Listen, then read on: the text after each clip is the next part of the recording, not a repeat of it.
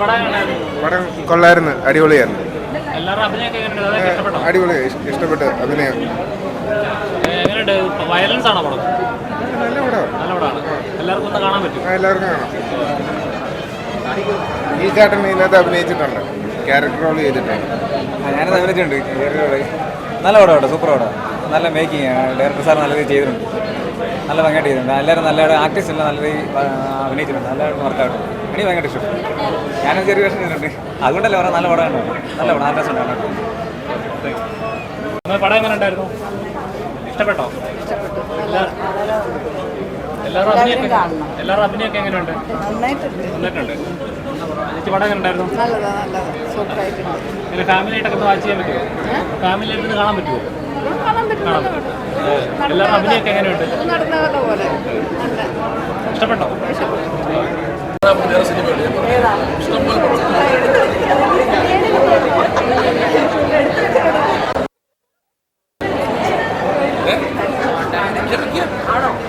അടുത്ത കട്ട് ചെയ്യുന്ന bulk phase എന്ന് പറയുന്നത് അടുത്ത പടത്തിന് വേണ്ടി നമ്മൾ കാര്യമായിട്ട് അടുത്ത പടത്തിന് 30 days ലേറ്റാണ് സൈസ്, അത് കുറയും. 4 ബാഗ്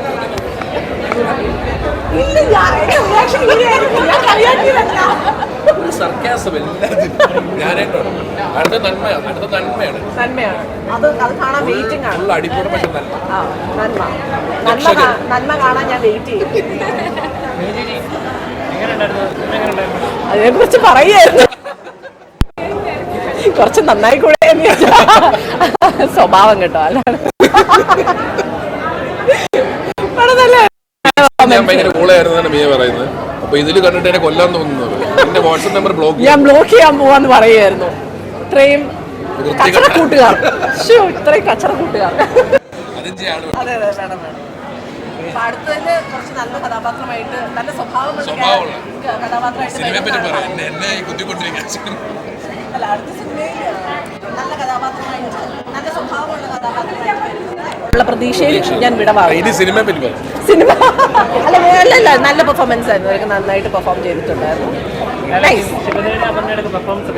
അല്ല അതാ പറഞ്ഞേ, എല്ലാവരുടെയും നല്ല പെർഫോമൻസും കാര്യങ്ങളും ഒക്കെ ആയിരുന്നു. നല്ലൊരു അറ്റംപ്റ്റ് ആയിരുന്നു. പറയുന്നത് നമ്മൾ ന്യൂസിലൊക്കെ കാണുന്ന പോലെ, അത് ഞാൻ പറഞ്ഞില്ലല്ലോ, നമ്മൾ പത്രത്തിലൊക്കെ കുറേ അപ്സെറ്റിംഗ് ന്യൂസുകളൊക്കെ കാണുന്നുണ്ടല്ലോ. അപ്പം അതിൻ്റെ ഒരു സിനിമാറ്റിക് റെപ്രസെൻറ്റേഷൻ അങ്ങനെ എനിക്ക് ഫീൽ ചെയ്തത്.